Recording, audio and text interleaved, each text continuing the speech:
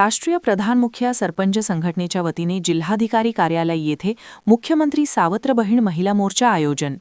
महाराष्ट्राचे मुख्यमंत्री देवेंद्र फडणवीस यांनी महिला सक्षमीकरण होण्यासाठी मुख्यमंत्री माझी लाडकी बहीण योजनेची सुरुवात केली आहे।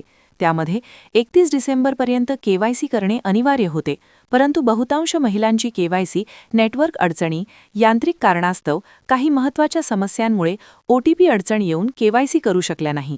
अशा महिलांना 31 मार्चपर्यंतच्या सुधारित केवायसी यादीमधून वगळण्यात आले।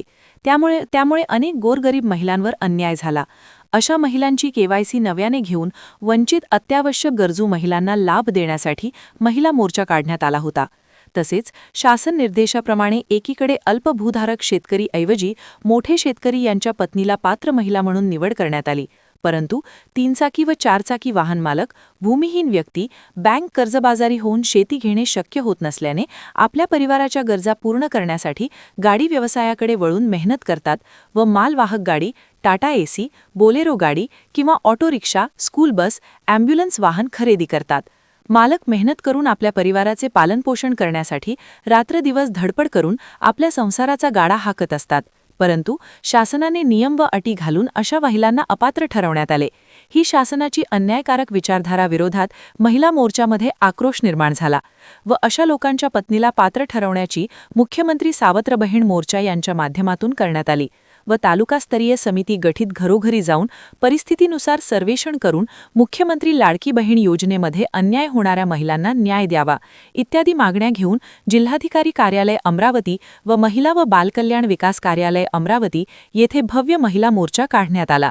त्यावेळी जिल्हा महिला व बाल विकास अधिकारी अतुल भडांगे यांनी विषयाला गंभीरतेने घेऊन माननीय कक्ष अधिकारी महिला व बाल कल्याण विकास मंत्रालय मुंबई यांना पत्राद्वारे कळवण्यात आले। तसेच जिल्हाधिकारी साहेब यांच्या वतीने समस्येचे समाधान करू असे आश्वासन देण्यात आले। मागण्या मान्य न झाल्याने मुख्यमंत्री सावत्र बहीण यांना न्याय न मिळाल्यास जिल्हाधिकारी कार्यालय समोर सरकारच्या विरोधात तसेच शासन प्रशासनाविरोधात तीव्र आंदोलन करण्यात येईल।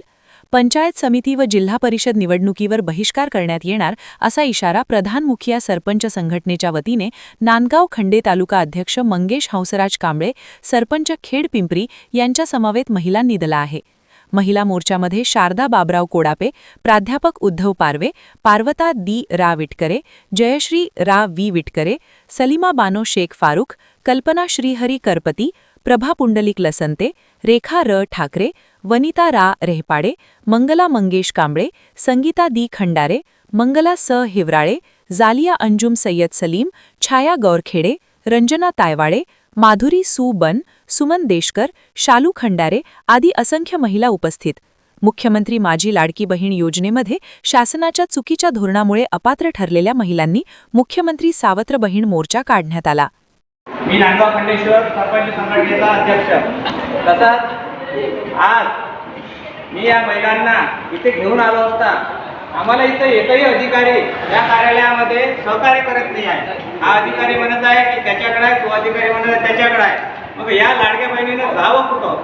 मुख्यमंत्री लाडकी बहिणीची योजना काढून ठेवली, परंतु ज्या महिलांना गरज आहे, त्या महिलांना अति आवश्यक आहे, अशा महिलांना लाभ नाही आणि ज्या लोकांना त्या योजनेची गरज नाही त्या लोकांची कुठल्याही प्रकारची चौकशी न करता त्यांना लाभ मिळत आहे। आणि या गोरगरीब महिला आपल्या हक्कासाठी न्यायासाठी इथं आल्या आहेत, तर आम्हाला अधिकारी भेटायला तयार नाही, ही शोकांतिक आहे। आणि 1.5 तास झाला इथे एकही जिल्हा आपल्या महिला बाल कल्याण विकास या कार्यालयामधला एकही अधिकारी आम्हाला सहकार्य करायला तयार नाही। ही आपल्या जिल्ह्याची शोकांतिक आहे। तरी मला आता या 5 मिनिटांमध्ये अधिकारी इथे समोर बोलावून आमची चर्चा ऐकून घ्यावी अशी मी विनंती करतो।